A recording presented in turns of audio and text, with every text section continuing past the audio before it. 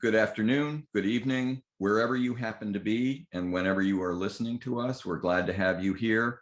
Thank you for joining. For the next hour, my colleagues and I will be talking about enhancing organizational influence and impact with strategic focus and cultural agility. This is a continuing ed certified program.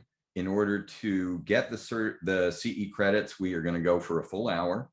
And there is a CE quiz that you have to take to get the credits. And we will make sure that you have the information you need to pass that, hopefully.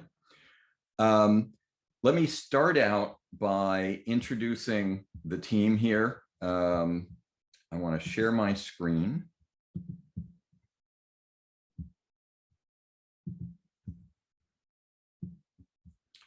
So there are four of us here. I'm Bill Berman.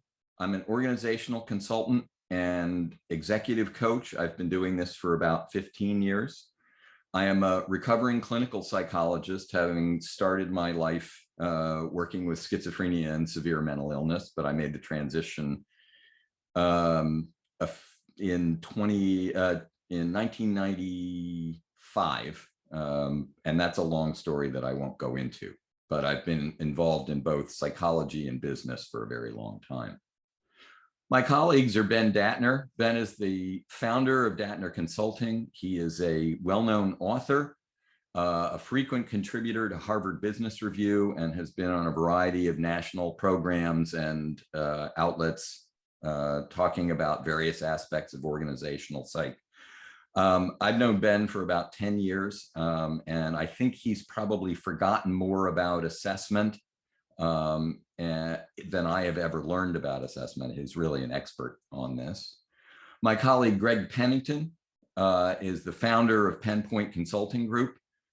He is also an author, and he is a renowned expert on diversity, equity, and inclusion. Greg is also an advisor to me.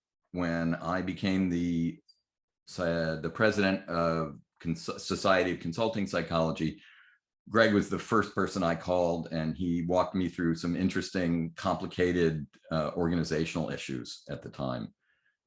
So I owe him a lot. And he is also a contributing author to a book I have that came out about 3 weeks ago in mid-June. Our discussant is Randy White. Randy is an international thought leader. He is a fellow of APA. He is ABEP certified. He's on the APA board of directors. And he is one of the nicest people I have ever met in my life. He is a warm, engaging, really thoughtful individual, and he'll be the discussant on this and doing what he always does, which is create a really engaging experience for both us as contributors and for you all as participants. So our method today is going to be a little bit different than we typically do. We are not going to spend 12 minutes reading papers to you. Each of us is going to spend about 5 minutes doing a brief presentation to cover some of the key points that we want to make sure that we get to. And then we'll follow by challenges and questions from our consultant, Randy. And we'll have a discussion among the four of us, maybe a debate, but certainly an open conversation. I'm going to start out and give an overview and talk about the importance of what I call know your job, know the culture, which is the fundamental message of the new book I have, Influence and Impact. And it's really about how to contribute to organizations in the most effective way. Ben is going to speak about different ways to learn about the job, the stakeholders, and the organization, the assessment piece of that. Greg is going to talk about the complexity of this approach in the context of bias on the one hand and privilege on the other. And Randy is going to keep us on track and have us deal with some of the really interesting issues that we need to address. So today's learning objectives include the following points. Learn the 4 elements that are critical to self-understanding in the context of your work role. Understand the role your manager plays in enhancing your influence and impact. Learn 3 reasons why people lose focus on the essential elements of their job. Learn the difference between discrimination among individuals and discrimination against individuals. Identify how to know how you are being evaluated in your job. Knowing 5 strategies for dealing with discrimination in the workplace. And learn the purpose of a working job description. These are all things that may come up in the CE quiz, so it's important that you listen for those things. We are going to make the deck available, and the recording you can always go back to. So the information should be there for you. So we're glad to have you here. We want to thank you for joining. These, by the way, are the 4 books that each of us has written. Randy's book here is a major contribution to the organizational psychology and the business literature. It's been around for 20 plus years, I believe, and it's really an impressive piece of work. You can see mine, you can see Ben's, you can see Greg's, and you can learn more about us at those websites. And with that, I think we're going to shift to individual conversations. So I'm going to stop this one, and then I'm going to share my slides. Oh.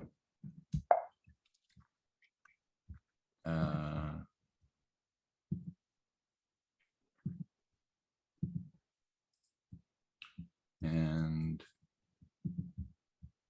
there we go.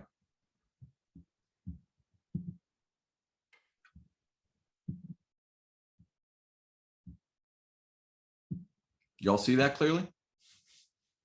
Great. Okay.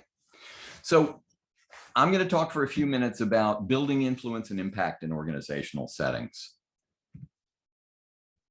What just happened? Come back. There we go. So what is our goal today? We want to help you understand what the fundamental job of an executive coach is, because that's what all of us do. The fundamental job of an executive coach is, the way I frame it, is to treat people as if they were what they ought to be and help them to become what they are capable of being. That's not my phrase. That belongs to Goethe. But it is a statement about what we're trying to achieve with the people we work with and the organizations we work with, which is to help them actualize, help them become their best selves, help them really have an impact on the organizations that they work with. That's really our priority. And the rest of it is around method and approach and process. So most of the people we work with and most of the people who work in organizations are very effective at what they do. They do a good job. They accomplish what they need to accomplish. They meet their goals. But a lot of times when people come to an executive coach, they come because they're not quite on track. They're doing pretty well, but either they or the organization feels like they're not quite exactly where they need to be. Either they're not focused on the right things, or they're not moving ahead as much, or there's some issues with them in the organization. What I've found over the past 15 years is that there are 3 ways that people tend to go wrong when they're not having the kind of impact in an organization that they want to have.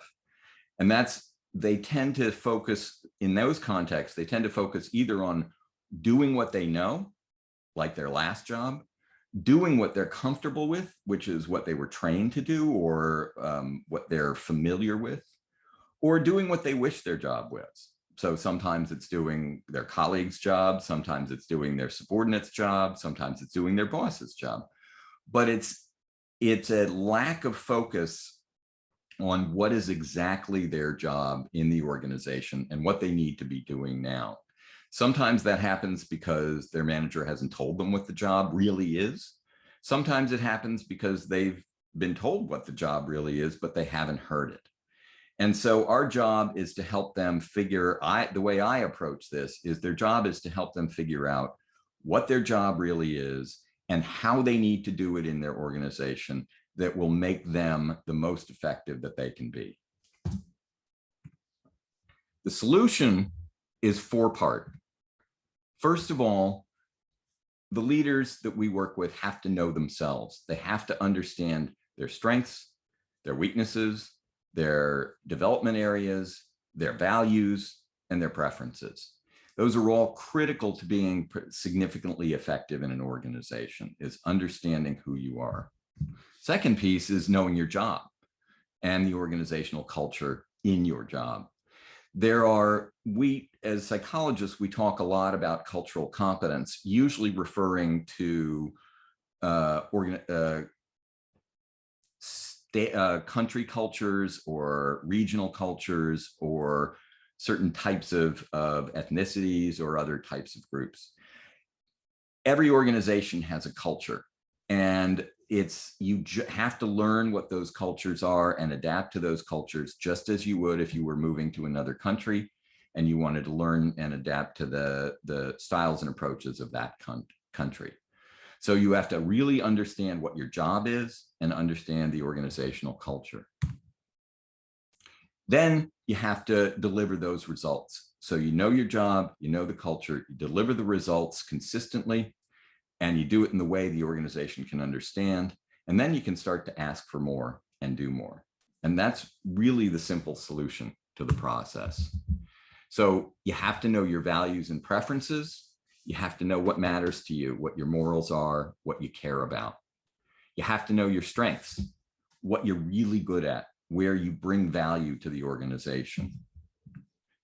You have to know your development areas, where you need to grow, where you need to do a better job, where you need to have more skills or more ability. And you probably need to know your purpose, like what are you here to do? And I mean, not just about your job, but really in your life, what are you trying to accomplish? And understanding those aspects really make a difference. And you also need to know your context. Those slides aren't working, so I'll just talk you through it. You need to know the context that you're working in. You need to understand who you are, who your manager is, who your team members are, both your team members, the people below you, and the people next to you on your manager's team. And you need to understand your stakeholders, the people you work with in an organization. The important thing to remember is in organizations, most things these days happen not because somebody tells you to do them, but because somebody has persuaded you to participate in what it is they're trying to accomplish, to work together to accomplish a goal. And you do that by influencing people, by listening to people, by understanding their needs, by treating them as a customer, by working together, and by trying to help them meet their needs. It's particularly important to know your manager. What's your manager's style? What are their expectations? What are their preferences? How do they want to interact with you? What is your role with regard to your manager? You have to understand who they are and deal with them as they are. We are very unlikely to be able to change our managers. Most often our managers are who they are, and we can't do anything about that. So we have to learn to adapt to that. You have to know your culture. How do they handle disagreement? How do they make decisions? How hierarchical is it? What are the priorities for the organization? Who's in charge and who makes decisions? And how much do we collaborate versus how much do we work autonomously? Once you have those things, you have to make a decision. Is this the right job for me? So you know yourself, you know your culture, you know your job. Am I in the right place? If you are, then you do something called create a working job description, where you understand what is your mission and priorities, what does your manager really need from you, what do your colleagues and customers need from you, what does the culture require of you? So how does the culture need you to approach these situations? What success looks like? And once you put all those things together, you create an accurate job title. So you don't put that on a form, you don't tell HR that's your job, but you understand what your job really is. I had a client who thought he was a co-CEO. He'd been told he was a co-CEO. But in working with him, it turned out that his job was actually that of communications director. His colleague, the other CEO, had really brought him in to be the face of the organization, not to be a key decision maker. Once he figured that out, and the other person had more power and authority in the organization, once he figured out what his job really was, he was able to be effective, to have an impact, and to actually do more than just be the spokesperson for the organization. But he had to start by accepting that job as it was and working in that way. So I'm not going to walk through this slide. Slides will be available to you after this. But these are things that are important learning objectives that you're going to want to know about. And that's my 5 minutes, which is probably more than 5 minutes. So now I'm going to turn it over to Ben Datner, who's going to talk to us about assessment methodologies. Great. Thanks, Bill. Thanks, Greg and Randy. Good to be with all of you. So as an organizational psychologist and executive coach, I usually start by asking questions. You're assessing yourself, as Bill mentioned, you're assessing your boss, you're assessing your role, you're assessing the organization, and you're assessing the organizational culture. And sometimes deceptively simple questions as, what is your accountability in your role? What is your authority in your role? What constitutes doing the job? And what constitutes doing the job well? And it's rare that you can ask anybody those questions and be able to answer them quickly, because working, especially now, knowledge work, team-based work, it's very challenging to know your role versus other people's roles, what's individual accountability and authority, what's collective accountability and authority, and as Bill said, what really matters. Not what matters in theory, but what matters in practice. So how can you try to get a user's manual, if you will, for your boss and for the culture, so that you can be ahead of the curve and not have to learn things the hard way? So sometimes when I'm coaching managers as part of their onboarding, what I suggest they do and what I coach them to do is to provide what I call a user's manual for their new teams. And that user's manual says, here's the decoder ring for me and for my style. I'm a New Yorker. I ask a lot of questions. It doesn't mean I don't respect you. It doesn't mean I'm skeptical about your capabilities. It just means I ask a lot of questions. Or I don't tend to give positive feedback.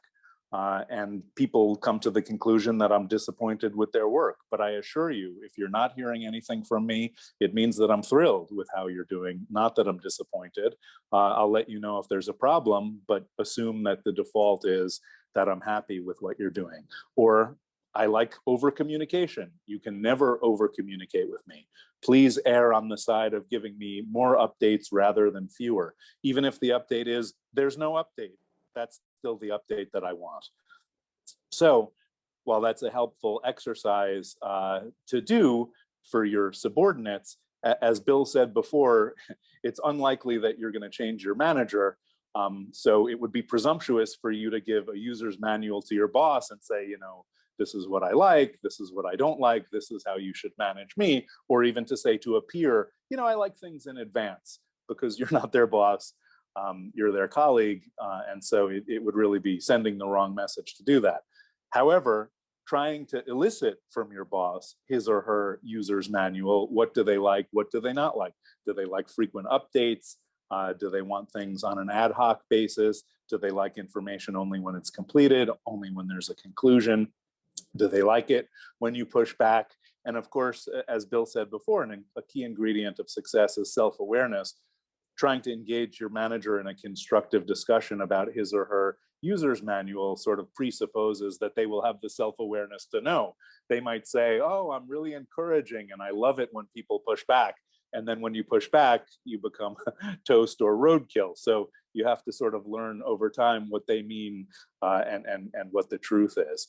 But trying to understand your organizational culture, what's important, what's not important, what is valued and what's not valued, and where is there cultural ambivalence or mixed messages. So Bill and I are currently working with a client together where they say, you know, it's really not eat what you kill. And yet everybody seems to be acting as if it's eat what you kill. And when you look at the actual incentives, it turns out it is eat what you kill. So trying to understand the difference between the rhetoric and the reality to try to help your clients understand where they are and perhaps very gingerly and constructively move the organization to a better place. So for example, if you're coaching somebody at a financial services company and it's eat what you kill, and they say as a result, there really isn't collaboration, isn't communication, there isn't sort of collective authority or accountability, you might have your client gingerly suggest perhaps there should be a team incentive, perhaps there should be team feedback, not just simply individual feedback, which is going to encourage people to be self-interested rather than team-based. So as executive coaches, I think we've all had the experience where there's an argument to be made that some other intervention could have or should have been made before, during, or after the coaching engagement. Perhaps the person shouldn't be managing people. Perhaps the person isn't an extroverted salesperson and simply shouldn't be doing that. That's where assessment can come in. And where the challenges can be is if in the course of an executive coaching engagement, you and others come to the conclusion that, you know, this person really shouldn't be in this role. They're too introverted to be in sales. They're too micromanagey to be in strategy or whatever it may be. Then you're left with the dilemma: how open is the individual and how open is the organization to reconsidering those things? There's an article which I'm happy to share, and I think our contact info will be in the slides and in the trailer for this presentation, for this session, an article about how to do 360 feedback to get all stakeholders aligned. And when there's openness, the organization might encourage the coach to also ask not just what are Greg's strengths and areas for development, but also what are the organizational factors that make it easier or harder for Greg to be successful? And they might say, Greg's in a matrix and it's an impossible conflict between the region and the function, and nobody could navigate that. In which case you might go to the boss and to your HR business partner who's sponsoring the engagement and gingerly say, hey, you know, people had questions about the reporting relationship. Sometimes there's openness to considering that, sometimes there isn't. But as an outsider, as an outside executive coach, sometimes when you're not a fish, you can see the water. When you're a fish, but you're not in the water, you can see the water more clearly. And just asking questions to your clients about what's the reality, what's the rhetoric, what is the firm's espoused culture, and what is the real culture, and how do you sort of safely navigate that? Organizations might say, we want people who really challenge the status quo. We want people who push back. And if you gingerly ask, so what actually happens to the people who push back? You can sometimes get interesting information that isn't quite what the organization has stated. I love what I do. I find it meaningful and challenging and interesting. It's a little bit like being a journalist, but never publicizing the story, coming in and say, what's this person's story? What's the story of this situation? What has made them successful up until now? And what can make them successful going forward? And as Bill was saying, there are multiple reasons why people get coaching. And depending on the organization and the frame, it can be seen positively as a strategic investment in a talented person who's going to be more successful.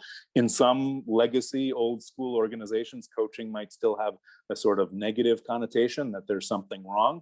I personally think it's not about glass half full or half empty. It's how can you make the glass more full, however you define the glass as it currently stands. So understanding the culture, understanding what really matters, understanding risks, the risks of omission, the risks of commission, what do people get credited for, what do they get blamed for, and how can you be strategic about that, is what I really enjoy thinking with my clients about. Great. Ben, that was terrific. Thank you very much for that. So, Greg, Yeah, share with us your views. We're going to talk about bias yeah, and discrimination in the context of the workplace. So, yeah. Among other things, what's always fascinating is how, even though we line up one, two, three, and there's such an overlap and integration and repetition and further explanation that goes on. So let me offer a couple of thoughts. And admittedly, what I had planned to say has morphed and changed in a number of ways, since then. But it's really kind of interesting to me to start off with this acknowledgement that ideally an organization recognizes the importance of fully utilizing all of its resources. Put the all in caps. And I don't know if there's a lot of debate making this a general statement about an organization's commitment to its mission, purpose, and its appreciation that to get there, I have to have the right products and services and the processes and even intellectually manage all my people. But that notion about fully utilizing all of the resources is where a lot of the conundrum comes in. How do I stay true to that?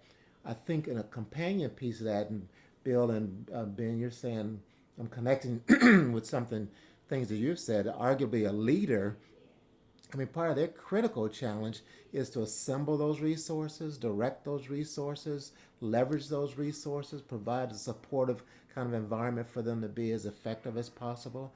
And that really, to me, is the noble cause of being a leader. Sometimes leaders focus in on, I have to delegate to get this work done, delegate for delivery. The challenge is on when and how do I delegate for development? When am I taking a risk of putting someone in a role and in a position that he or she is not overtly qualified for or ready for, or the time, whatever those other question marks are.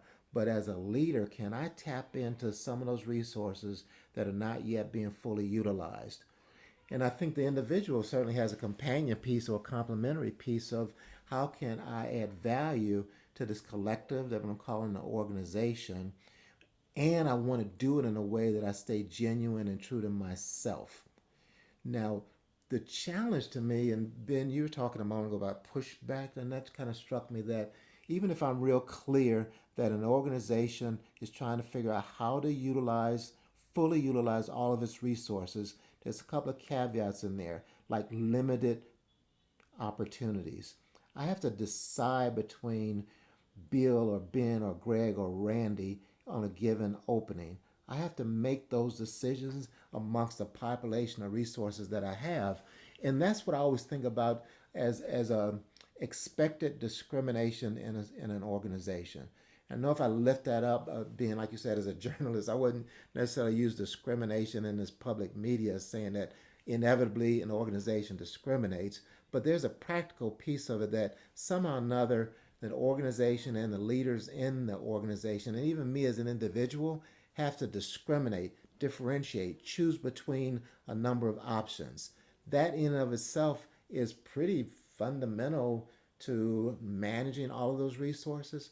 That is also the window in which the opportunity to practice bias in a negative way comes into play. So how do I make those decisions? And if I only have a short period of time to make those decisions. I only have limited data on which to make those decisions. I have a limited range of risk I'm willing to take. Delegate for delivery, not delegate for development. So it's in that window that it's more likely that some of my inherent biases, my preset judgments, my assumptions, the elaborations I have on limited data, the patterns of previous performance and behavior and decision making, that's where that comes into play. So that element of discrimination and then the quickness of it, and kind of the anchored part of it. There was a time when I made the decision to hire this white guy, and he failed. So no way in this current professional lifetime am I going to hire another white guy. So real data point, generalized, but understandable in one sense. If I'm the individual in the organization trying to figure out how do I continue to influence and impact that organization that I've chosen to join, and whatever may have happened from the day of the last interview, here's the job we're going to offer you, into the orientation and so forth. Things have happened along the way, and I keep resetting. Is this the right place for me? Even if I reconfigure my job description, my actual job description, is this still the right place for me? And part of that is because I'm believing that the organization really is trying to deliver on its mission in an effective way as possible, and somehow or another believing that allows us to push back, to stretch. What's that band of tolerance that I'm dealing with? But from a very personal standpoint, and we can alternate organizational, we'll talk about it in a more open discussion. But from a personal standpoint, I'm sitting here trying to figure out, why in the world did that person get this job and I applied for it, and on the surface I have the same kind of background, same kind of experience set, and so forth. And it's in the absence of information. It's in the absence of information that I go psychologically to the place of most vulnerability. So if you haven't told me in a compelling way that here's the gaps in performance, then I'm going to look around and see what stands out, what still stands out. And that's where the discrimination against me individually, or me as a group that I represent, becomes a real challenge of meeting that ultimate objective of the organization: fully utilize all of your resources, and as a leader, leverage all of those resources. Now, I think the other piece, as Bill said, how does this privilege and responsibility fit in there? And in some ways, I don't know whether the euphemism is to call it the responsibility of privilege or the responsibility of power. But nonetheless, as executive coaches, we find ourselves in interactions and engagements, in one-on-ones with people who have the power, and I would add to it the privilege and the responsibility of saying, are we actually staying true to our overall mission? Keep making money. Are we also staying true to our overall vision? Fully utilize all of our employees. And if I'm sitting in front of you and I know, in addition to all the structured ways of negotiating change, I can have this opportunity to influence you as a leader to say, what are you going to do with the power / privilege that you have? So let me pause there, because I just really want to see every opportunity as both giving and getting. So I'm eager to get to the point about, what does all this mean in reality? It seems clean and clear when we're saying it individually, but let's get it murkier, because that's what it's really more like. So back to you all. It's funny, power and privilege and influence and impact seems like they all come together. Yeah, yeah. I think that whole issue of privilege, the relationship between privilege and power, is really interesting, because in many ways privilege leads to power. And part of what we talk about when we talk about influence and impact is, as a middle manager or an individual contributor or even a fairly senior VP, you have limited ability to impact the organization itself, to change the culture, to change the CEO, to change the direction of the company. And you're in many ways when you try to do that, you're taking a gamble, that I'm going to try to make things change. And I think most people have found that that's a pretty difficult hill to climb. Yeah, I mean, I wouldn't disagree with that. I think in some ways it's that, what's the value of reframing limited influence and impact to what influence and impact do you have? Because I think there's, and so for some people, some people, even consultants, the difference between culture, which everyone wants to say, and evidence-based will say is a 5-year deal or long extended deal, and talking about climate. Because when I come in each day, when I open up the Zoom room, when I come into the office, I'm setting climate.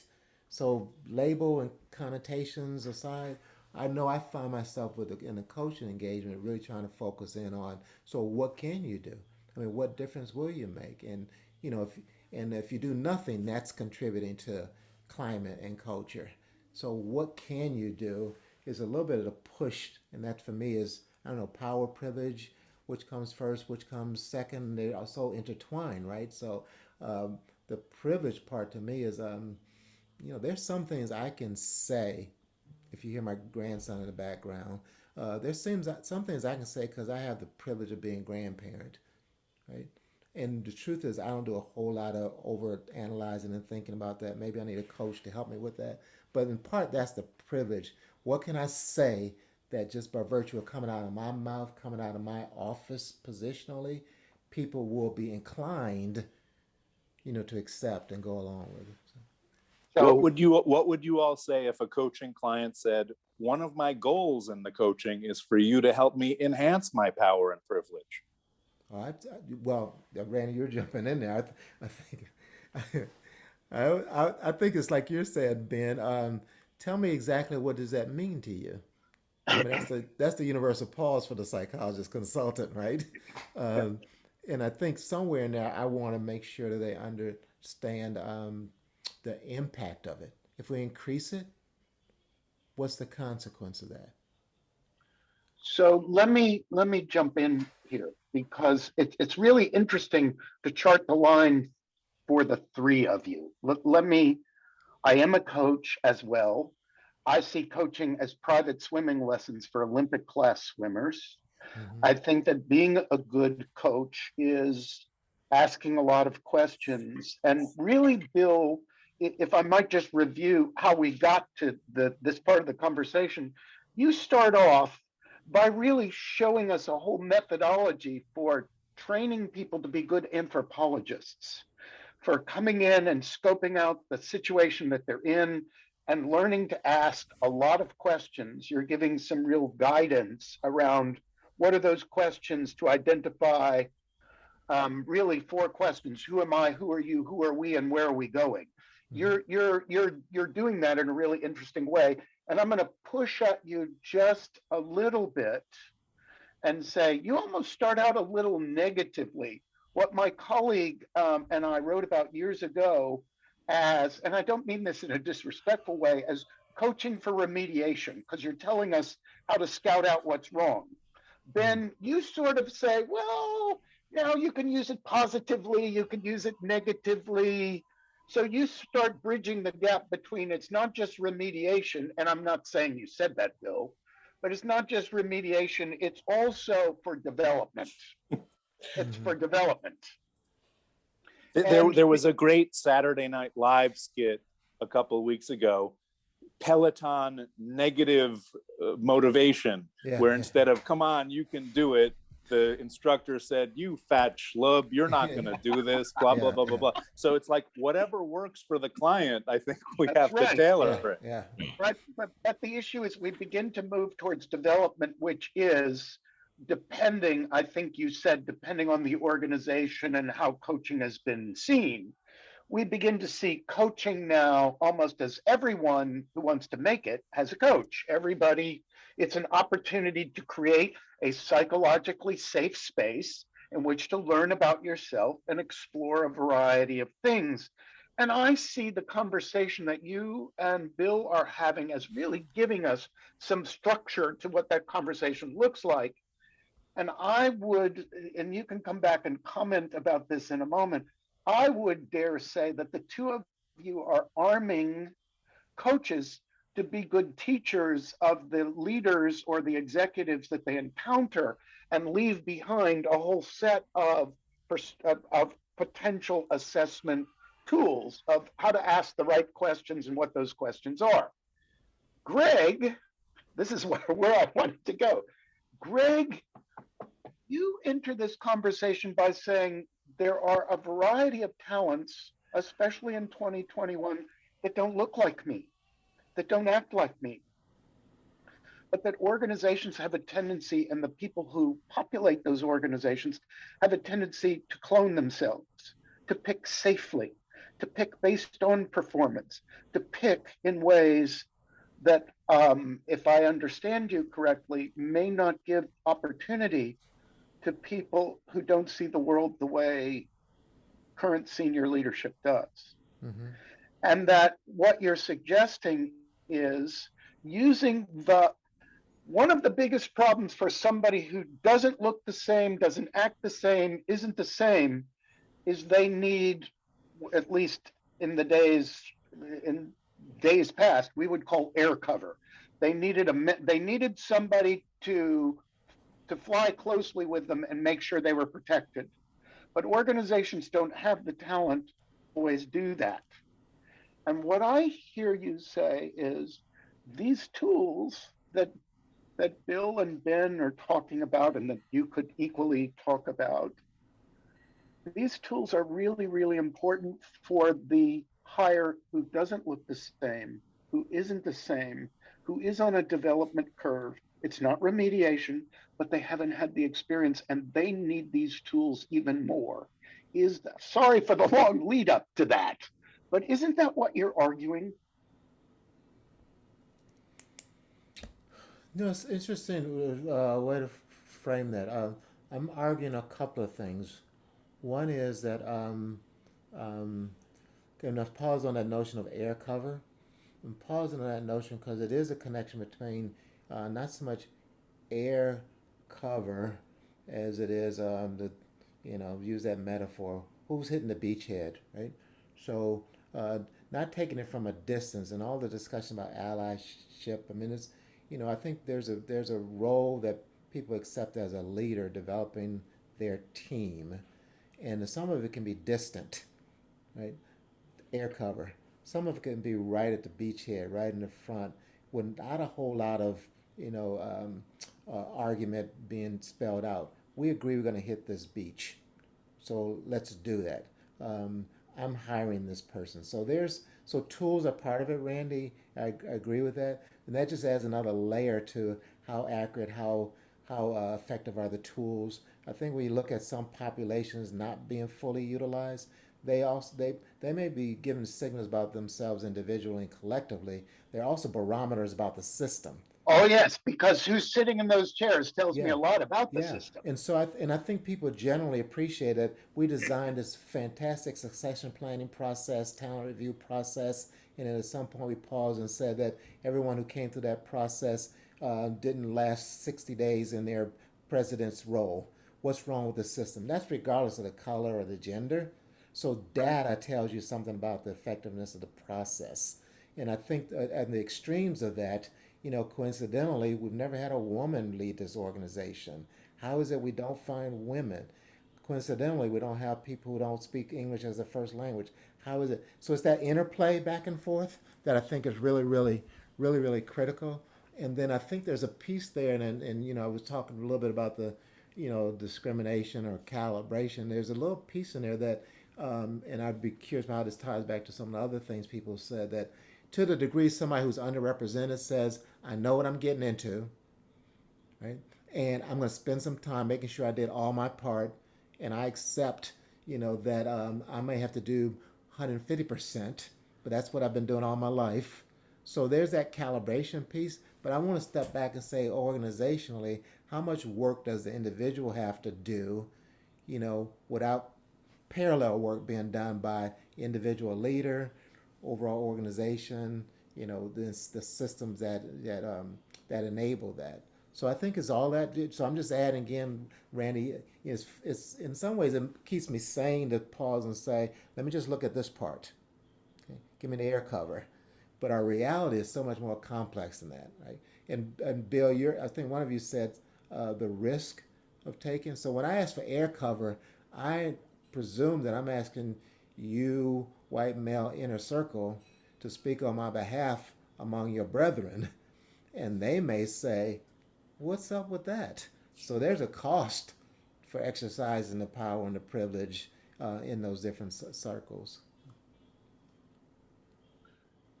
Randy, Go ahead. I just wanted to, I think in many ways you're absolutely right. I think that I am suggesting, and I think Ben was also, that you take an anthropological approach, that you understand how things are as they are, and then you make decisions about what you're willing to try to do, what fits with who you are, how much compromise you're willing to make to achieve a larger scale goal. And how much time are you willing to spend to try to, if you feel you need to change an organization, how much time do you want to spend trying to do that?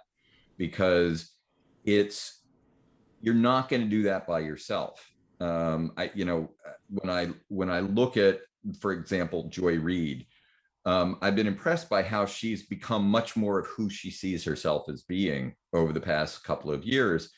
I don't think when she started in that job, or when she started at MSNBC, that she was necessarily dressing the way she wanted to dress eventually. But I think she's been able to move that needle because she's in a position of power.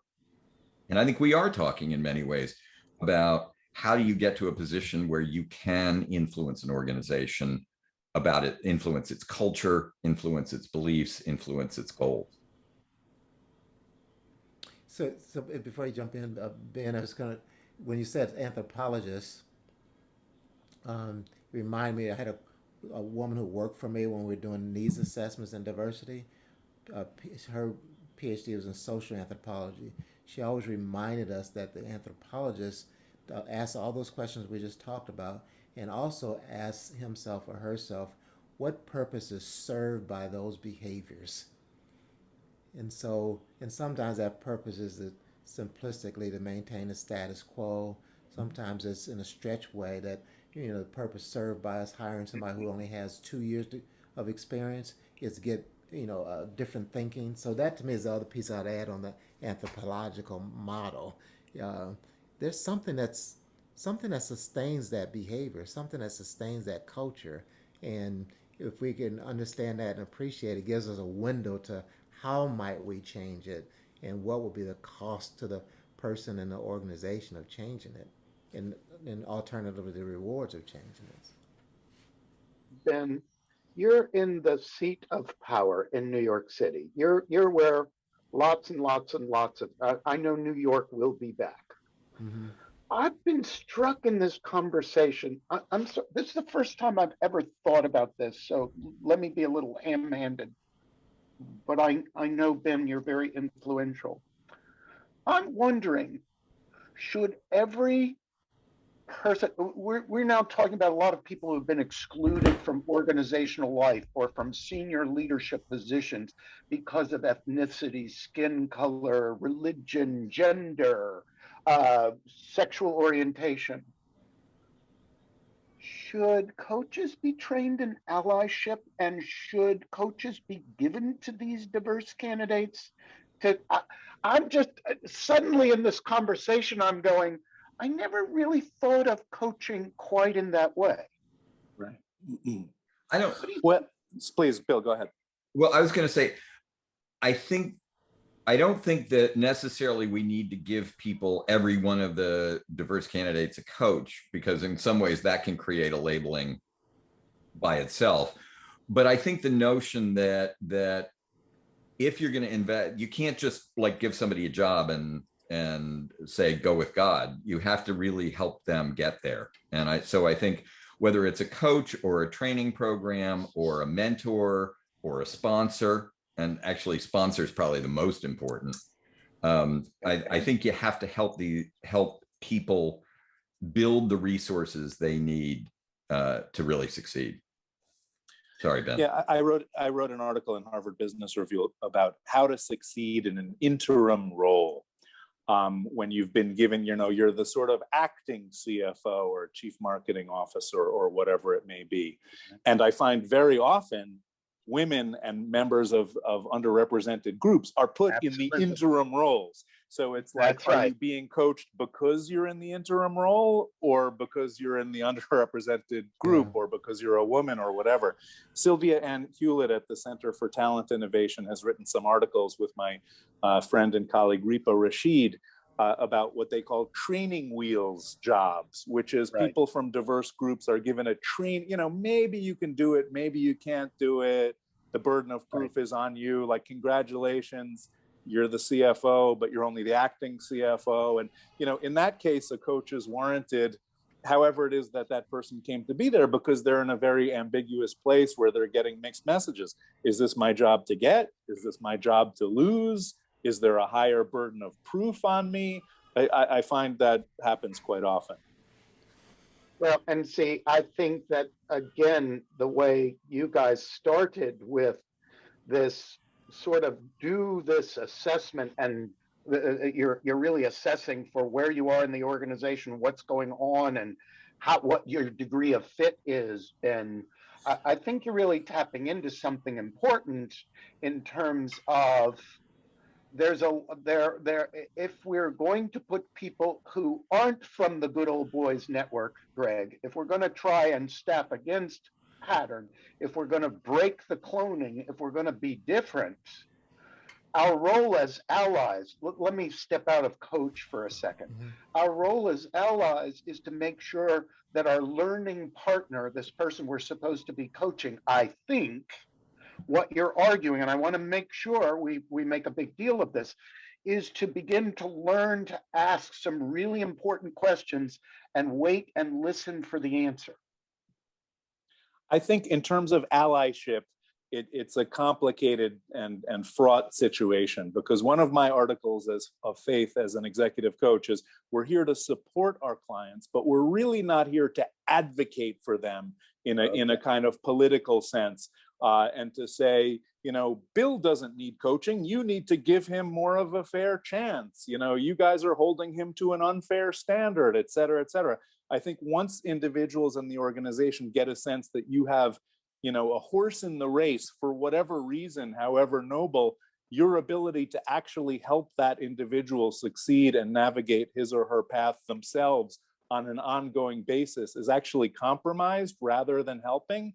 So I think it's much more about showing rather than telling, and about giving capability to that individual. Because if I'm working with a woman and I'm the white guy here in New York City and I'm saying to the CEO, you have to give her more of a fair chance, I don't think that over the long term is that helpful to her. Much better is helping her understand what makes him, you know, look good and feel good and act favorably towards her, and to perceive her as adding value. You know, we've I been think talking about, Yeah, go ahead. Go ahead. excuse me, but I mean, I think there's, to me, it's always these nuances, and I've had more success, even though I really am more intentional now about going into these spaces with a diversity lens. I actually have more experience and more of a foundational framework around how does an organization and an individual get the most out of what they're doing. And so that part, I mean, in that scenario you're describing, Ben, it just made me think that, yeah, I get the, you know, the line between making successful versus advocating, but it also made me think of there's instances where the manager, you know, is really convinced that this person can do that job, and take the gender and race out of it. And so there's that point in there where I'm trying to do as a coach. I was charged to make this guy successful, right? And I don't think he can do it. So where do I and how do I get that done? And I think I mean, we all kind of get in this role accepting that we have this duality of, are we going to do exactly what our client told us to do? You know, because they give us an explicit charge and an explicit need, but all of us have this foundation about difference between explicit and implicit. So to the degree, so my challenge has always been, to the degree I can think of how an effective coach and an effective manager keeps challenging himself and herself and their clients about, if it worked in this instance, why isn't it working in these other instances? Because that toggle point around, I don't know why you keep promoting this guy, happens to be white, who just pisses off everyone, and he still delivers the goods, pissing off clients, and now he's moving. So how many times do I sit into a talent discussion and they say, well, yeah, he's a little bitter, a little difficult, but he's delivering the goods, right? So you drifted from the core decision-making pieces. And somewhere somebody says enough's enough, is counter to what we really need or counter to our values. And then to me, the gap is, why wouldn't you use the same fundamental leadership development and management skill sets for these other populations? That's a great point. And I think that gets to the whole cultural difference between rhetoric and reality. So Yeah. when you're working in financial services companies, they say it's all about the how she does it, you know, this and that. At the end of the day, who gets promoted? Oh, it's based on the what? It's based on the Yes. numbers, right? So Based in that on case, it's performance. really not about the how. It's performance. It's performance. That's right. Yeah. Well, and it's in it, but it's also so there's a my internet's getting a little unstable, so I'll slow down my talking. So hopefully, let me know if you can't hear me. Um, there's a fascinating model that someone created that said at a certain point the percentage of the percentage of deliberation around a decision is based on performance. It's really high. And then when that levels off, all four of us meet the performance standard. Then we shift to a greater weight on image. Do we look like psychologists? Do we look like IBMers? Do we look like image? And that opens up literally, do you look male, female? But there's another third part of this pie, PIE, performance, image, is exposure. Who knows me that needs to know me? And who is in those small group discussions advocating for me? We say advocate, now we say ally, but the generic piece is advocating. The generic piece is sponsoring, and it's a power position too. That trust me on and literally in those circles. When I was internal, someone would say, "Well, I don't know, Randy. I don't know Ben that well, but if you vouch for him, Right. and Then that's Randy, okay. Randy, you said trust me, and you go back to Ben. You said Ben, I put my neck on the line for you, right? So that's the gap closers, and I'm just saying that's general because we know it happens generally. And I'll just add to it: if are you doing that through all your resources, which takes me into that diversity space, but. But I want to come back because I think the issue of sponsors in organizations is, I think we underestimate the value of that. It is probably one of the single, for me and the people I work with, the single most important factors you can have in being able to move forward. I have a woman that I've been working with. She's brilliant. She's a Harvard PhD in economics, and she's just a unbelievably smart individual. She's been working in an organization that is very male dominated. And she was kept in a fairly low position for several years because she didn't have a sponsor, essentially. And they made a transition in the organization. Somebody who really liked her and valued her was promoted to be a co-CEO of the organization. And all of a sudden, she got promoted. She got a raise. She had more authority. And there's nothing I could have done that would have, as a coach, that would have gotten her to that position without that sponsor. Mm-hmm. Right. And we saw the sponsors when we did glass ceiling years ago. Everyone had sponsors, but during this conversation, you've actually and Ben, I like where the tension in the conversation around the notion of value neutral or Verstehen, our role as coaches to collect data and hold up a mirror and say, do you like what you see? And helping our clients by arming them with this set of this methodology that you guys are talking about, these questions and sort of the identification of where am I and where am I in this journey. I like that. And I do wonder sometimes the other side of our role, how much we push back on the organization or on key individuals or key decision makers in the organization to broaden their consideration. Yeah. So I like the notion you said, yeah, this is a tension and we have to work that. I don't want to lose that. Yeah. I do think that's, when sometimes people ask of the difference between coaching and executive coaching, that's one of those connected pieces, Randy. And when we say speak to the manager, because that's usually involved one aspect of the coaching engagement, we don't typically call them sponsoring that moment, but just the opportunity as an executive coach to work with a targeted manager and stakeholders around him or her at least gives us some of that data and those opportunities. And I know for me, I've gravitated toward having that manager call later rather than earlier. If I have it early, they're telling me about the person. If I have it a little bit later, I can give them a little bit more of my impression about the person I'm working with. So, Right. so I do think that kind of adds to it. I think HR is also important to consider in this mix because coaching can sometimes be a four-way relationship between the coach person being coached, the manager and HR. Mhm. And sometimes it's helpful when HR is there to say, actually the manager really needs coaching. And hopefully as you're coaching her, maybe you can coach him to be a better boss Yeah. of her, Yeah. kind of thing. Yeah. Good Yeah. point. Yep. Yeah, yeah, absolutely.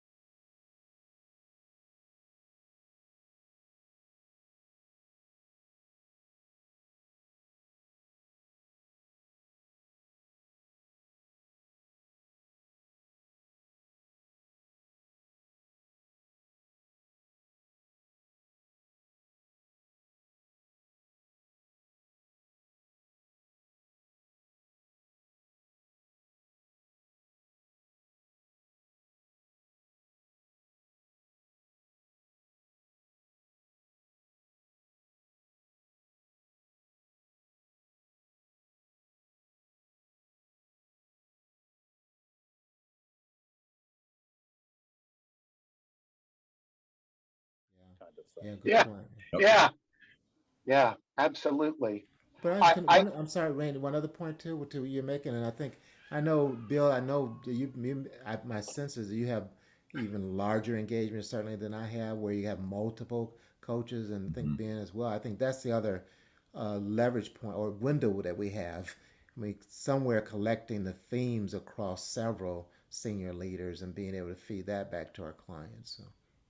Yeah, we have several clients where we have multiple coaches coaching multiple people. And one of the benefits that we provide to the organization is we can come back and say, here are the themes that we're hearing, and particularly the themes that we think are interfering with your success as an organization. And that's a really valued role that I think when you work with multiple, when you have those kind of larger engagements, you can provide. No, it's almost like looking at some aggregated 360 or any Mm-hmm. other instrumentation to find what are the red threads, what are the big Yeah. themes, Bill, that, In and it, you Yeah. feed that back to them. in its best, I had a colleague years ago who brought in 5 coaches to coach all of the senior leaders in an organization, and he was doing this specifically as an organizational intervention with the Right. coaches. So Right. it wasn't that he was trying to make individual improvements. It's that he was trying to shift the organization from a very hierarchical command and control kind of organization to a more delegated, more collaborative, where decision making was pushed down in the organization, and it worked for a while. Right. One of the challenges I was talking about organizational systems. Once he stopped doing that, once he left the organization, it kind of turned back into that older, more hierarchical organization. So it's very, it's very hard to change organizations. Yeah. Right.